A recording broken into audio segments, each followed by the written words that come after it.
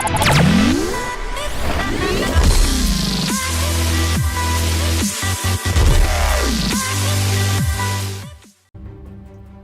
guys, Moneyman300 back for some more Forza 6 videos here, and we're moving on with some more D-Class builds, and it's going to be another multiplayer racing build. So we're going to see what this car can do in multiplayer. It is, as I mentioned, D-Class, and it's the Alfa Romeo GTA. This is a grip build. So, looks like we're going to be running it on the rain, in the rain, on Le Mans Bugatti circuit, which is pretty good for grip. You can run actually multiple different types of cars here.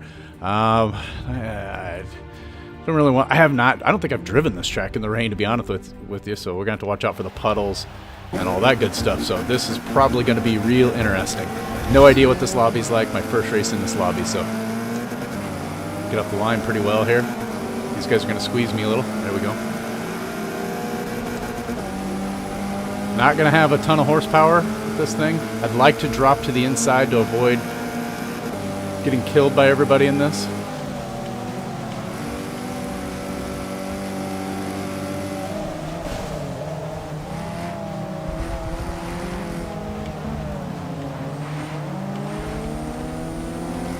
We can get out front. Like I said, I don't know where all the puddles are here. A little bit early on the turn in there, but that's okay. I'm sure there'll be somebody making their way up through the pack. I need to get out here as far as I can.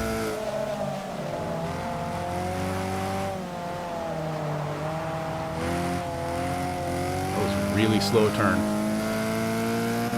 Not really helping myself. Oh, there's a... Oh, come on. Really?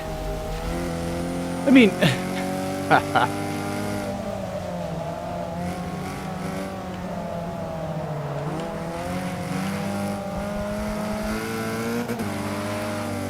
That just let everybody catch right up with me. I'm not a big fan of how cars go through puddles like that. If you're going straight, that should not have just completely threw my car sideways. We'll remember that next lap, though.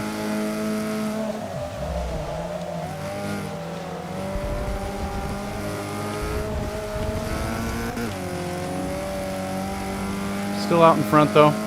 But we do have, looks like we have 3 laps in this one.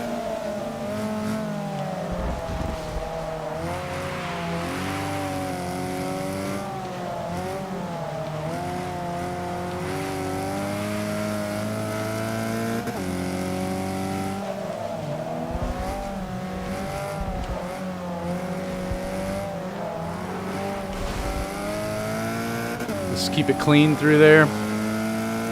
This is where guys are going to be able to catch me just a little bit here. Now you'll see I'm gaining, but now still gaining up to 180 there, and then holding tight. Now it's going to come back down as they start hitting their higher speeds.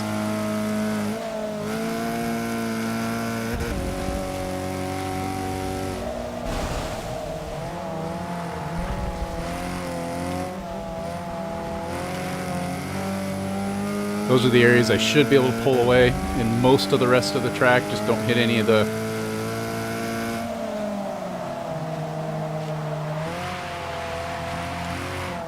Don't get too crazy on that. Just gotta take it easy in the rain. Just a little bit extra careful. I didn't notice any other real... Didn't notice a bunch of other puddle spots except for the one coming up here. Right there, that one. So we're going to miss that this time.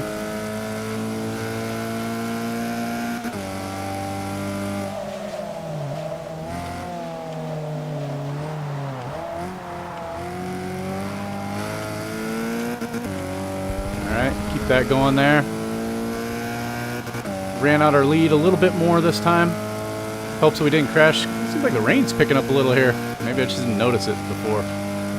It's not dynamic, so I probably just didn't notice it. Turned a little, that one kind of jerk steered in a little early there. Just don't do anything stupid and crash. The other guy coming up on me pretty good.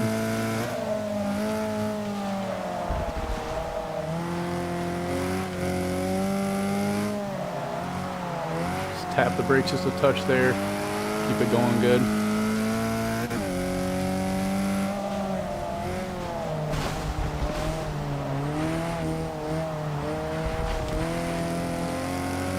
Get out of here.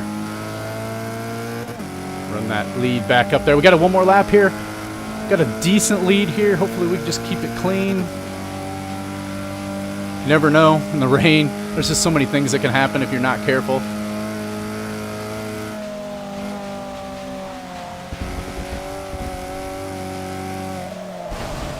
There's a little bit of a water spot right there.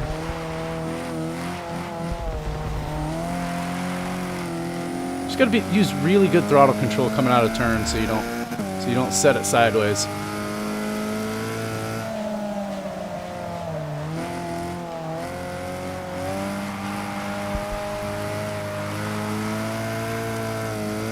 Wheel spin there, but not too bad. Still maintaining a lead here.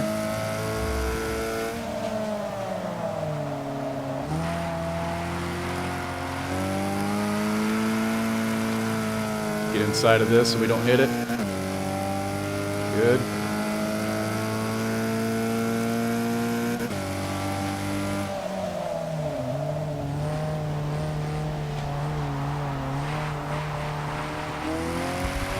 We'll just drift the last part of that turn.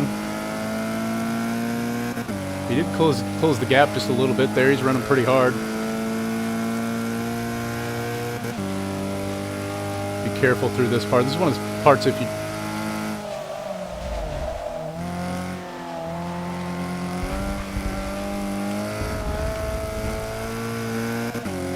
That was decent. I don't know about great.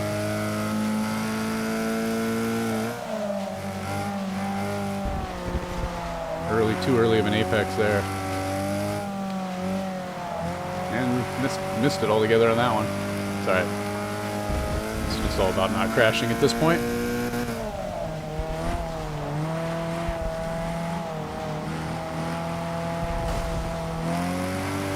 Wait to get on it so we don't spin it in that last turn.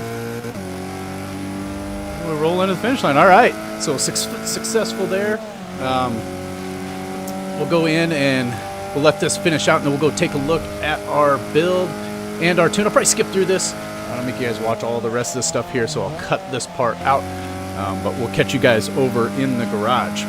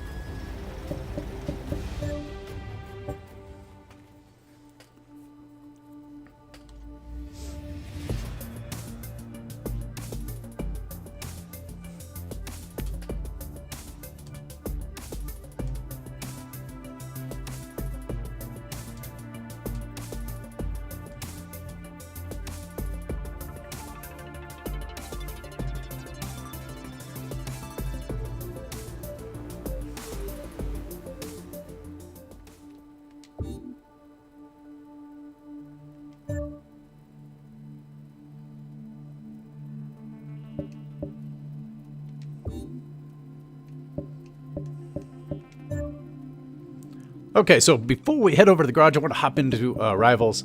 I'll give you guys a quick look at some times there. First off, let's take a look. Let me see if we can see what that... I ran it, it was in the 207s, like low 207s, so let's see what that looks like in the rain. I was not clean. I don't know if it was just somebody too close or what happened in there. I mean, it's 460 first even without it, but 207, 808. So that would have been... Let me go by top scores here. There we go. So it's almost in the top 1,000, even dirty. 207, 8. So it would have been about... It would have actually been 68th. So would have been 68th on the leaderboard had I been able to keep that one clean. Not even sure why it got dirty. So a nice top 100 time there. I'm gonna find... what am I looking for? Laguna Seca here. Laguna Seca. There it is. So I do have a time here on Laguna Seca with this one. Let's go by top scores from 71st, so it has dropped down a little bit. Some people are starting to lap him a little bit more. Yeah, there's only you just cannot seem to do anything with that Mini Cooper. It's just ridiculous. So yeah, you can nerf it, you can do anything, and it's still winning. But the you know, I can't complain. The GTA's up there in the top. Also, I only ran a couple of laps and I was able to get that. So top 100 there, and I think I was on Brands Hatch. See if we can see which one. I think it might have been full. Not sure though. I don't, or not, because I don't have a time on that one. And I know I didn't do it in the rain. I don't think I ran that one. I wonder if it was, and that's got my MX5 time. So, all right, so that's those. Let's hop over to the garage here. So anyways, bottom line, really good multiplayer, and Rivals card allow you to go out and drop times if you like dropping times in Rivals, or just be really competitive in multiplayer. It's going to be considered probably a leaderboard car, but you know, I don't really care about all that stuff. I just want to go out there and have fun and be competitive. You know, if it depends on how the lobby's going, right? I mean, if it's like all people using different cars, and I'll use some different cars. If it's people using leaderboard cars, then I'll probably use a leaderboard car. So just try to make it fun and try to make it competitive.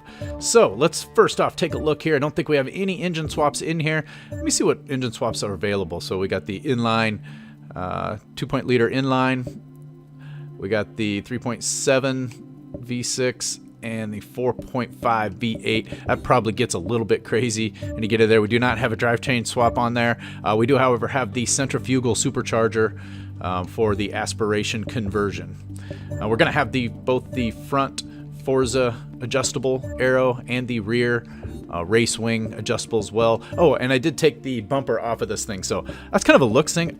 Look at that bumper on there. That thing just looks horrible. I mean, technically you could put it back on there and just go do something else with your 1PI, go get lighter wheels, or maybe, I don't remember what we have for drivetrain in there, but you could do something different in there. Tire compound, we're going to be full race tire compound. We are going for that grip build, and then we are going to have full upgraded front width and full upgraded rear width. Give us all the grip that we can possibly get. Our rims, we're going to have the Koenig bright lights, which I believe are really light rims. It looks like there's like 3 or 4 right in here you could put on here if you want something different that are the same weight. But those are I believe some of the lightest wheels in there. We're gonna look. We do have slightly upgraded wheels, 16-inch in the front and 16-inch in the rear for wheel upgrades. We do not have just stock clutch. We do have a sport transmission in there to get those adjustable gears. Really helps out with the. You might be able to get it done with the street transmission. This does give you a little bit of weight and allows you to adjust the final drive, which is nice when you're building a grip car to get that extra, little extra acceleration. So I do have the sport transmission on there. Dropping down to, or was that everything in here? Oh no, I went too far back. Full race driveline. That's just, you're able to get extra weight out of it. And we also have the adjustable 2-way differential, so we can adjust our differential. We're going to have race brakes, race springs and dampers, race front anti-roll bars, race rear anti-roll bars. I'm not going to have any just stock chassis reinforcement, and we are going to have full race weight reduction. That's a hard one to say. So we're going to have the full reduction there. Again, that's typical when you're building a grip car, that you want that acceleration, you want it to be light. So that's all good there. I don't remember what we have in here, so we're just going to run through here. So we got stock intake, stock carb, stock ignition, stock exhaust. Looks like we don't have a whole lot. Stock cam, stock valves, stock engine block, stock pistons and compression. This would be the only other thing we might have, and so we're all stock. So we have no engine upgrades. Again, pretty typical, especially in D-Class, for building a full grip car. If you wanted to make it faster, you could probably drop the tires down a little and go down off of the grip tires, put a little horsepower in there, but you're going to have a little bit, it's going to be a little more difficult to control, but that's certainly something you can do. So let's get in here and take a look at the tune. 28.5 and 28.5, pretty typical for the tire pressures. I just don't notice a whole lot of difference in there. You run those somewhere between 28 and 30. I don't see a lot of difference, so I don't mess with that a lot. I did end up at 4.60 for the final drive ratio. I don't think that's stock, so I think that's slightly adjusted there. Do that back so we can show the actual graph of that down there. Our camber, we're at -2.0 and -1.5. It's got a little bit of jerky, steery turn in.